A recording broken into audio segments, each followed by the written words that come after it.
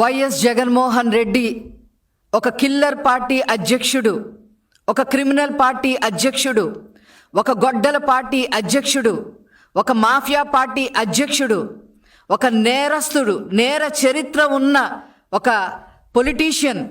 ఇతని గురించి ప్రపంచవ్యాప్తంగా కొన్ని యూనివర్సిటీల్లో రీసెర్చ్ కేస్ స్టడీ కింద కూడా అందరూ కూడా ఇతని చరిత్ర, నేర చరిత్ర చదువుతున్నారనే విషయం అందరికీ కూడా తెలిసిందే.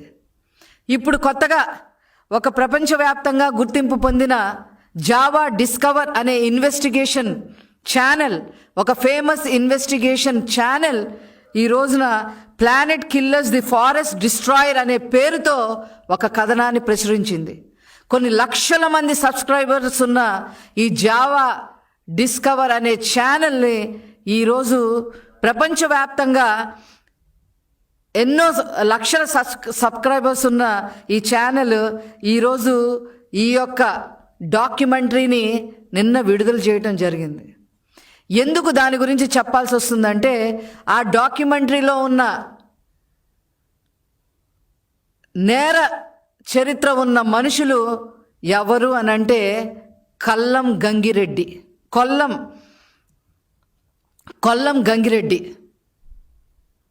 ఈ కొల్లం గంగిరెడ్డి ఎవరు అని చెప్పి మనం ఆలోచిస్తే రాష్ట్రంలో ప్రతి ఒక్కరికి తెలుసు. ఒక స్మగ్లర్, ఒక ఎర్రచందన స్మగ్లింగ్లో సిద్ధహస్తుడు, ఒక వైఎస్ రాజశేఖర్ రెడ్డికి నమ్మకమైన అనుచరుడు, కడపలో పాలిటిక్స్ని మరి అతను ప్రభావితం చేయగలిగే సమర్థుడు. 2003లో నారా చంద్రబాబు నాయుడు గారి మీద తిరుపతిలో అలిపిరి దగ్గర క్లేమోర్ మైన్స్ దాడిలో ఇతను కూడా ఒక నిందితుడిగా ఉన్నాడు. అంతేకాకుండా వైఎస్ వివేకానందరెడ్డి హత్య కేసులో ప్రధాన నిందితుడు. ఇతని సోదరుడు జగన్మోహన్ రెడ్డి హయాంలో డిసిసి చైర్మన్గా వెలగబెట్టిన పరిస్థితి. బ్రహ్మానందరెడ్డి అనే ఇతని సోదరుడు డిసిసి చైర్మన్గా మరి జగన్మోహన్ రెడ్డి ఆశీర్వాదాలతో చైర్మన్గా వ్యవహరించిన వ్యక్తి. ఇలాంటి అతను ఈరోజు ప్రపంచ స్థాయిలో ఇతని నేర చరిత్ర మూలాలు, రాజకీయ మూలాలు మొత్తం బట్ట బయలు చేసిన పరిస్థితి నిన్న. దీని గురించి వైసీపీ ఏం సమాధానం చెప్తుంది అని చెప్పి ఈ సందర్భంగా నేను అడగదలుచుకున్నా. మీరు ఎలాంటి వాళ్ళని ఎంకరేజ్ చేశారు? ఎలాంటి వాళ్ళని జైలు నుంచి తప్పించారు? ఎలాంటి వాళ్ళతో మీరు సత్సంబంధాలు పెట్టుకొని మరి ఆ కుటుంబానికి రాజకీయ పదవులు కట్టబెట్టారో మొత్తం తేట తెల్లమయ్యింది. ప్రపంచ స్థాయిలో ఉన్న పరిచయాలతో, ప్రపంచ స్థాయిలో ఉన్న కంపెనీలతో పరిచయాలు పెంచుకొని ఆ కంపెనీలన్నిటినీ ఈరోజు ఆంధ్రప్రదేశ్కి ఏ రకంగా తీసుకొస్తున్నారో నారా చంద్రబాబు నాయుడు గారు మీరు అందరూ చూశారు. ఈ జగన్మోహన్ రెడ్డి ప్రపంచ స్థాయి స్మగ్లర్తో, నేర చరిత్రతో ఉన్న వ్యక్తులతో సావాసం.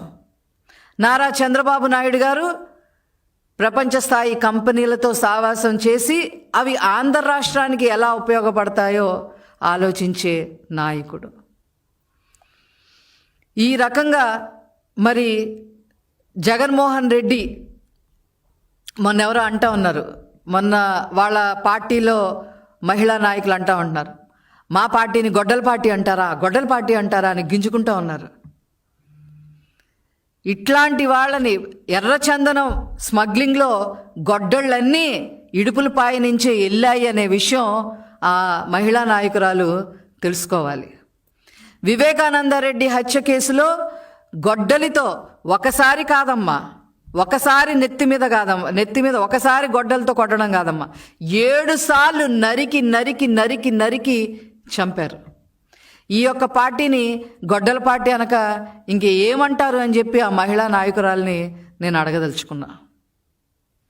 ఇలాంటి నేర చరిత్ర ఉన్నవాళ్ళు ఈ వైసీపీ జగన్మోహన్ రెడ్డి ఏ రకంగా అయితే 30 కేసులు క్రిమినల్ కేసుల్లో ఉన్నారో, ఏ రకంగా బెయిల్ మీద తిరుగుతున్నాడో, అదే విధంగా ఇతని అనుచరుడు కొల్లం గంగిరెడ్డి 27 కేసులతో ఈరోజు చక్కగా బెయిల్ మీద బయట తిరుగుతూ ఉన్నాడు. వీళ్ళ యొక్క మూలాలు ఈరోజు రాష్ట్ర స్థాయి కాదు, దేశ స్థాయి కాదు, ప్రపంచ స్థాయిలో మరి వీళ్ళ యొక్క హీన చరిత్ర, నేర చరిత్ర మరి ఎక్కింది అని చెప్పడంలో ఏమాత్రం సందేహం లేదు. దీనికి మీరు ఏం సమాధానం చెప్తారని చెప్పి ఈ సందర్భంగా అడుగుతా ఉన్నాం. మాట్లాడితే జగన్మోహన్ రెడ్డి విజయవాడను వదిలిపెట్టి, తాడేపల్లిని వదిలిపెట్టి, ఈ రాష్ట్రాన్ని వదిలిపెట్టి మాట్లాడితే బెంగళూరులోనే ఉంటారు. ఆ బెంగళూరులో కూర్చొని ఏమి నేరాలు ఘోరాలు మరి వాళ్ళు పాల్పడటానికి స్కెచ్లు వేసుకుంటున్నారో ఆ భగవంతుడికే తెలియాలి. ఎందుకంటే ఈ రాష్ట్రంలో కనుక వీళ్ళు ఇలాంటి ప్లాన్లు వేస్తే తెలుగుదేశం పార్టీ, నారా చంద్రబాబు నాయుడు గారు, నారా లోకేష్ గారు వీళ్ళని ఇలాంటి వాటికి పాల్పడటానికి అడ్డుపడతారు. కాబట్టి వెళ్ళి బెంగళూరు ప్యాలెస్లో కూర్చొని ఏ నేరాలకి ఘోరాలకి మరి వాళ్ళు స్కెచ్లు వేస్తున్నారో ఆ భగవంతుడికే తెలియాలి అని చెప్పి సందర్భంగా తెలియజేస్తూ, మరొక్కసారి ఈ యొక్క పార్టీ, ఈ యొక్క గొడ్డల పార్టీ మరి వీళ్ళు తీసేయటం బెటర్.